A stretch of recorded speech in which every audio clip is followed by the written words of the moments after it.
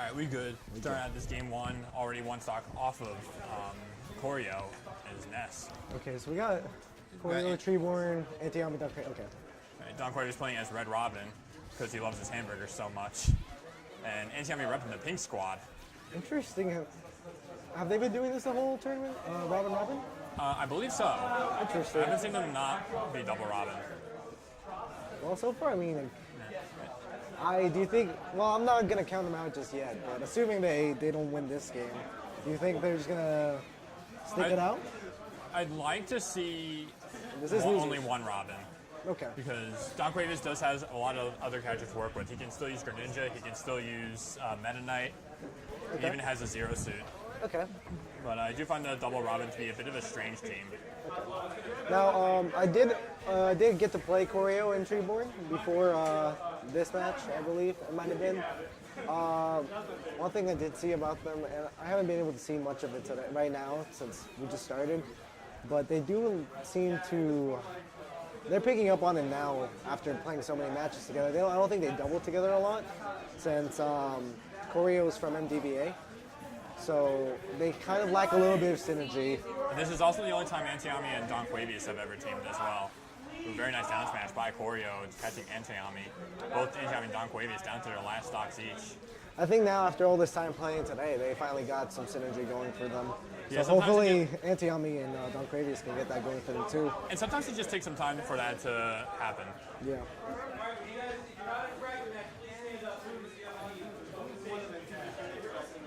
Very nice forward air by Antiyami, getting Coreo off of the stage, but not a whole lot of pressure on Treeborn to capitalize on that. Antiyami was actually looking for some sort of edge guard, but he had time to help Donquavious fight off off the sword. Robin's item throws are just so powerful, and sometimes you just don't even know that the Robin has the item. And Antiyami's item game is ridiculously good. Those 3 back airs. That might be the end of Diddy there at 48. Very low. If they take this right now, if they get rid of. And this match has turned around so fast because now it's a 2v1 in favor of Antiyami and Donquavious. I know how that works out. I'm gonna have to play first round.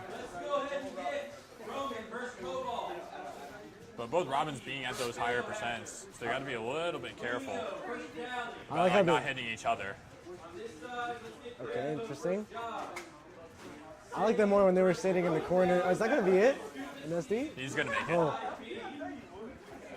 That whole. Yeah, that's gonna be it for Donquavious. Antiyami does have the 1-on-1. That being said, he is pretty familiar with this matchup. Definitely don't sleep on him at all. Yeah. Now he just took the percent lead with that stage control that he had and keeping Diddy off of the stage for a considerably long time. Now Diddy has Banana in hand, so Antiyami gonna pretty much just sit on that platform. Treeborn going a little too hard. No punish for Antiyami. That could have been a back throw to end the game. I think at this point, it's good that, we know about Treeborn. Like, we at least here in Charlotte have seen him enough.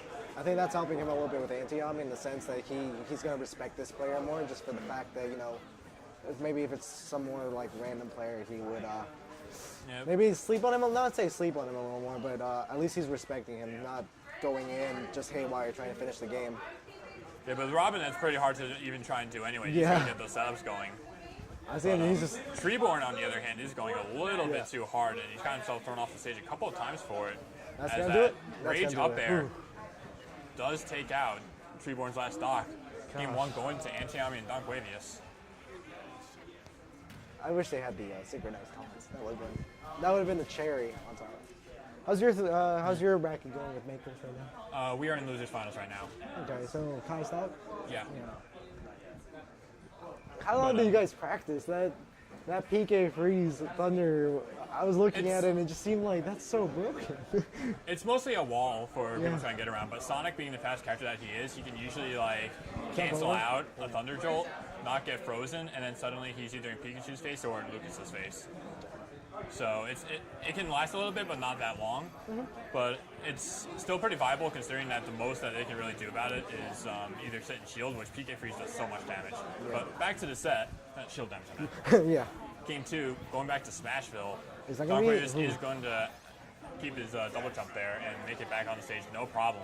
Coreo's really good at when he picks a 1v1, he usually gets the down throw fair. He usually gets all 3 hits of fair every time I see him do it. And very nice awareness by Antiyami, seeing that Coreo was focusing on Donquavious, and Coreo did not see Antiyami coming behind him. So like, I'm looking at a lot right now. Every time that someone gets thrown off stage, then they start doing a 2v1, like blue team. But whenever both characters are on stage, they just decide to pick 1v1s. And I'm not sure how I feel about that. Unless they... Picking double 1v1s will work if both you and your partner are able to outplay your opponents. Yeah. But it's going to pretty much require that to happen. Yeah. Whereas working with your partner to try and get that damage in, not only builds synergy, you can build setups with it, you can get more kill confirms off that way. You usually want to get the team fighting. Only really stick with the 2 1v1s if you're losing the team fight situations. At least if you can pick out the weaker player on the other team and, you know, try to, like, I guess, not say puppy kick, but just, like, make sure you get rid of the weaker player first. Is that going to do it? Ooh, he gets spiked by the up B. Yeah, the L1 spike actually catching Coreo there, and now it's pretty much just a percentage lead that blue team is going to have with Donquavious being over 80% right now. Let's see. Nice follow-up. 2 fairs. Oh, he's smart. The awareness to suck up the Arc Thunder. Yeah, red team actually struggling a little bit to get back onto the stage. Very nice, once again, more awareness from Antiyami punishing Treeborn for that side B. I think Treeborn was expecting, I think it was Antiyami to jump onto the footstool and, like, just get caught by the rockets.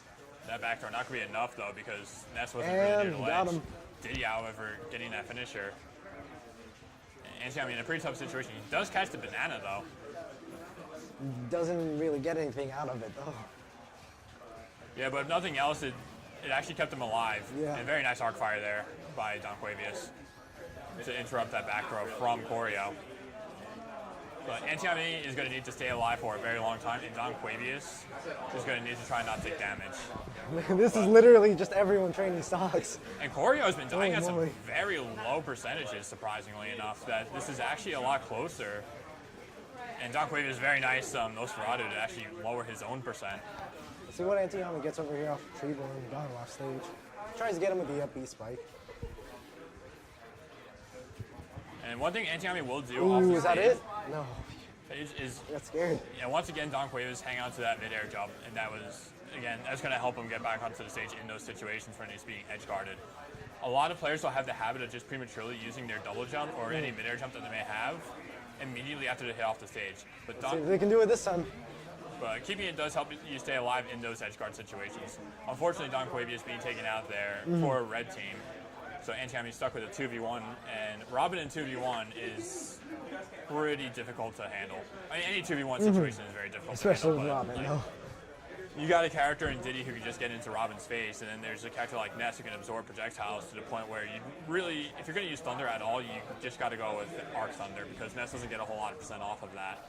But Ness does get a lot of percent if he absorbs the L Thunder. Back throw, and that will do it. One thing I've seen, though, especially back to the synergy between Coreo and Treeborn, as you can see, they were in the last stock, 1v2. I mean 2v1, and they didn't really have any like team combos set up or anything. They're kind of just pressuring, but they weren't sure exactly how to go about the 2v1. I think they were a little scared, actually. Well, a lot of what you're going to see is one person going to try and go in and get some sort of setup to throw towards the other person or hit them towards the other person. Yeah. Doesn't necessarily have to be a grab, but once you get something going, you really get something going. But Antiyami, pretty well aware of his situation, he's going to do whatever he can to not get caught. Yeah. You get him single center? Teaming with Nikos is done. But so I would like to see Donquavious switch. Okay. So Antiyami also switching to Corrin. I've only seen him do the Corrin against Sonics recently. I mean, I haven't kept up with him much now, but I remember back when he started It's a playing very Corrin. obnoxious character matchup in singles, but I do like the switch from Antiyami in doubles. So has he officially dropped Greninja? Donquavious? No, I don't believe so. Okay. It's hard to imagine him dropping that character.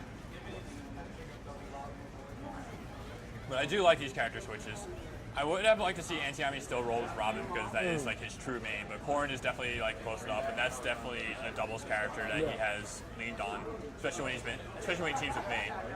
Well, at least on the 1v1s right now, I think they're doing a lot better than they did with the Robins. Yeah, very nice forward smash by Antiyami, just almost not taking Diddy out. Those barrels are crazy, man. And right now, Donquavious is sitting at a very low percent. Treeborn having some trouble coming down. There he goes. Back air's gonna take it? Nope. Yeah, and if Antiyami did drop the first stock there, that actually would have given Blue Team some momentum because with Donquavious being at that lower percent and Blue Team having rage, they could actually take out a stock off. Misses it. And that's a free kill. Oh my goodness. Yeah, most characters with counters, they can prevent Ness from getting back onto the stage. Yeah.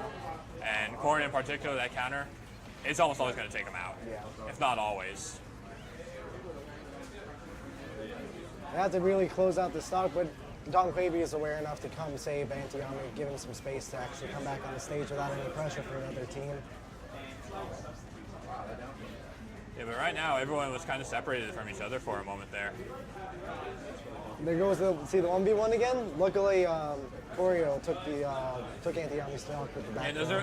If you're Ness in this situation, there's not much reason to not look for that back throw at those really high percents. Yeah. So if you catch somebody out of position there, you can definitely just get a kill like that. This is the follow-up of the down smash on Coreo. Let's see. I at least like that they're willing. Is that going to be it? That should be it. Yeah, that will be it. JD Kong not able to use his up B after this situation because he didn't have his double jump. At least like now that at least when they're doing their 1v1s, they've started switching who plays who. Yeah, but Red Team is definitely not looking for those. I'm pretty sure Antiyami in particular is be looking for those team fight situations, although the two players not being that used to each other. So setups are going to be a little bit more difficult to come by, especially since Zero Suit is more one of those combo type characters, whereas Corrin is more of a hard hitter. So it's going to be really weird because even though Zero Suit has her own combos out of the down throw, and if you're Antiyami, you got to think, well, if Zero Suit's going to do her own thing, you just got to make sure that the other person doesn't punish it. You don't really need to go in, so to speak. You just need to make sure your teammate doesn't get interrupted.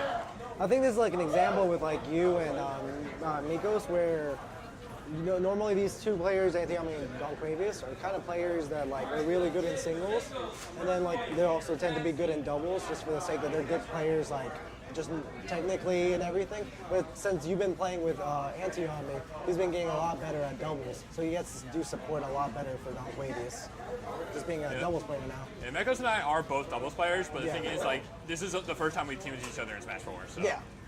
Oh, you guys teamed in another game? Huh? You guys teamed in Brawl? We haven't teamed for Brawl tournaments, but we did. Oh wow! Treeborn actually getting back onto the stage. Mekos and I have teamed in Brawl friendlies, and I got a lot of lessons from him there. Donquavious accidentally getting caught in that forward smash. Yeah, and Antiyami very smart to angle that down to make sure he didn't hit his own partner with the actual attack, and make sure only the drill part gets him. But this is a very dicey situation for Treeborn, considering Antiyami does have another stock to fall back on if he needs to do it. Very nice side B. So you guys have Life Trap. Antiyami and Donquavious taking a 2-1 over Coreo and Treeborn. Yeah, and they will advance, and they will. I believe they will be playing Fervent Lucky Wind. Either that or Fervent Lucky Wind.